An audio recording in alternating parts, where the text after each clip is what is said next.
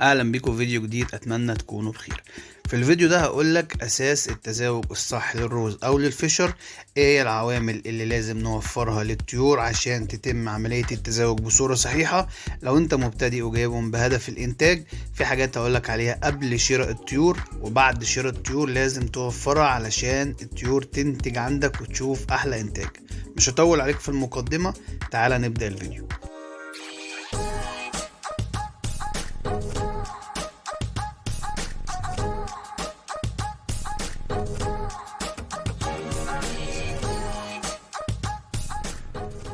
لو انت مبتدئ في تربية الروز او الفشر، او بتفكر ان انت تجيب روز او فشر، اهم حاجة لازم تفكر فيها قبل ما تجيب الطيور هو اختيار قفص مناسب للطيور. لازم تجيب قفص مناسب، حجمه يكون مناسب لطيور الروز او طيور الفشر. طبعا الحجم بتاع القفص بيكون اكبر شوية من طيور الاسترالي، وبيكون اكبر شوية من طيور الزبرة. فطبعا وانت بتشتري هتقول انا عايز قفص مناسب للروز او للفشر. فدي اول نقطة. نيجي للمرحلة التانية. بعد ما جبنا القفص المناسب هنجيب العش المناسب لطيور الروز. طبعا كل طير ليه نوع معين من العشوش هو اللي بيناسبه في الانتاج فيه. طبعا الروز بيكون العش بتاعه بالطول مش بالعرض زي الاسترالي مثلا، ولكن برضو ممكن ينتج في عش يكون بالعرض بس بيكون اكبر من عش الاسترالي. فبعد ما جبنا العش المناسب والقفص المناسب ابتدي اجيب مستلزمات القفص. طبعا بجيب مسقة اكبر من المسقة بتاعة الاسترالي، لان الروز طبعا حجمه اكبر وبقه ومنقاره حجمه اكبر من الطيور البادجي مثلا، فلازم تجيب له مسقه تكون كبيره. بتجيب طبعا عظم السيبيا اللي هو عظم الحبار. طبعا ده بيتعلق في القفص بصوره مستديمه، يعني ما بنشيلهوش بالليل مثلا ونحطه الصبح، لا ده بيفضل موجود في القفص بصوره مستمره. طبعا دوت بيعوض العصفور باملاح معدنيه وبكربونات كالسيوم، مفيد جدا وقت تكوين البيض ووقت وجود زغاليل. وقت تجهيز العش بتلاقي العصفوره ابتدت تاكل فيه بصوره اكبر من المعتاد، فتعرف ان كده العصفوره ابتدت تجهز العش بتاعها. طبعا مواد التعشيش اللي بنحطها جوه العش بتاع الروز، ممكن نحط نشاره وممكن نحط سعف نخيل او قش. طبعا مش احنا اللي بنحطها جوه العش، احنا بنحط مواد التعشيش في القفص، والعصفورة بتاخد المواد ديت وهي اللي بتبني العش بنفسها. طبعا في الروز بتكون الأنثى هي المسؤولة عن تجهيز العش. لما تيجي بقى تشتري طيور الروز، أول حاجة تعملها إنك تجيب جوز متوالف. خلي بالك إن الطيور دي صعب جدا اللي هي تتوالف. يعني لو عندك مثلا طير من مكان وطير من مكان تاني، صعب اللي انت تولفهم عن بعض. مينفعش تاخد الذكر هنا تحطه هنا وتنزل الذكر ده هنا، هتحصل خناقه وهتلاقي الطيور بتموت بعضها وفي دم، وهتلاقي العمليه مش سهله. فلازم تجيب جوز يكون متوالف، يكون سنه اكبر من سنه لو انت عايز تجيب طيور شغاله ويكونوا متوالفين مع بعض. بالطريقه ديت تكون انت جايب طيور جاهزه للانتاج.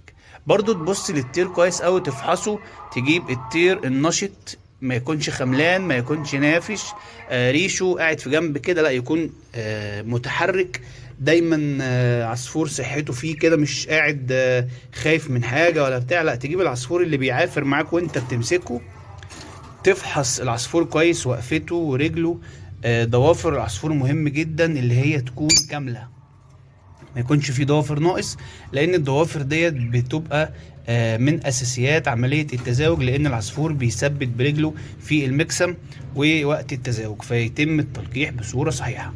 برضو في معلومة عايز اقولك عليها، الاقفاص دايما المبتدئ بيميل وهو بيشتري القفص للعب والمراجيح والحاجات ديت اللي بتبقى اكسسوار بتتحط جوه القفص. الحاجات دي مضرة جدا في وقت التزاوج، لان لو انت حاطط مرجيحة جوه القفص، ممكن لو يعني حصل فيها عليها عملية التزاوج هتتهز، وبالتالي التلقيح هيكون مش بصورة صحيحة، فالتلقيح هيتم غلط والبيض هيبقى فاضي.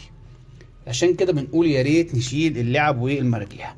حتى لو في تزاوج حصل على المكسم والعصفورة جت وقفت على المرجيحة وهي مكونه بيضه وخلاص جاهزه اللي هي هتبيضها، ممكن البيضه تتهز جوه المجمع بتاع العصفوره وتعمل لها احتباس بيضه، وطبعا ده بيؤدي لموت الطيور.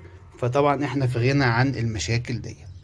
يبقى هنبعد عن اللعب والحاجات ديت، وخصوصا المرجحه والكلام ده جوه الاقفاص لو انت زي ما قلنا جايب طيور بهدف الانتاج.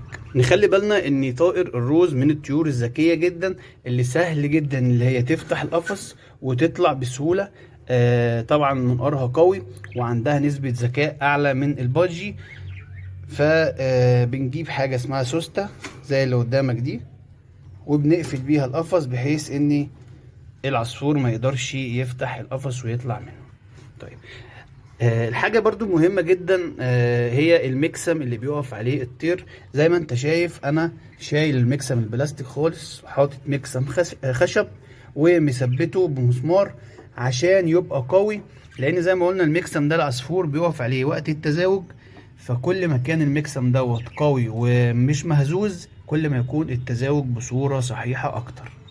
فانت لو تقدر تعمل مكسم خشب يكون افضل، لو مكسم بلاستيكي عريض بس يكون ثابت كويس مش متحرك ماشي الحال مفيش مشكله فيه. تمام، انا عملت كل اللي انت قلت عليه يا عم. جبنا القفص المناسب، العش المناسب، جبنا جوز طيور متوالف وشغال، والمكسم خشب، وعلقنا عظم السيبيا. ايه اللي اقدر اقدمه له محفزات عشان يتحفز على التزاوج او تحفيز على التزاوج؟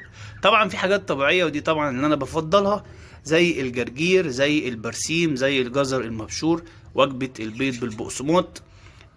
كل الحاجات ديت من المحفزات اللي اقدر اقدمها لطيوري.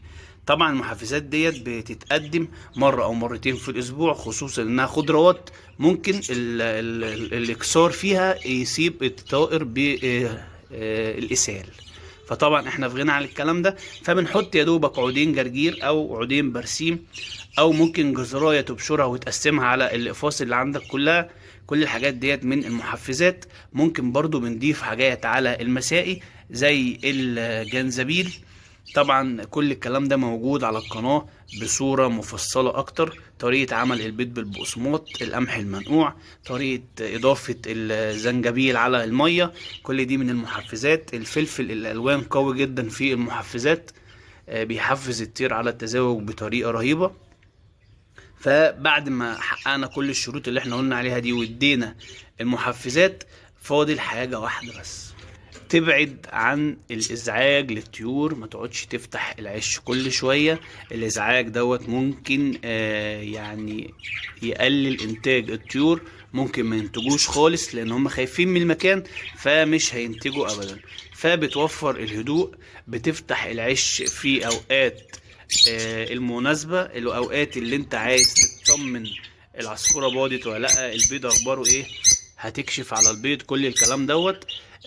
طبعا لو في قوارض بتخوف العصفور ممكن ما ينتجش لو هو شايف قوارض او شايف جوارح. كل الحاجات ديت نتأكد ان العصفور بعيد عنها، بلاش ننقل القفص كل شوية شمال ويمين. طبعا لو حققت كل اللي احنا بنقول عليه دوت وحققت الشروط اللي احنا قلناها في الاول، هتلاقي طيورك انتجت بفضل الله وجابت لك احلى انتاج. طبعا في نهاية الفيديو اتمنى اكون فدتك بمعلومة. يا ريت ما تبخلش عليا بلايك واشتراك للقناة علشان نكبر وهنكبر بيكم بإذن الله.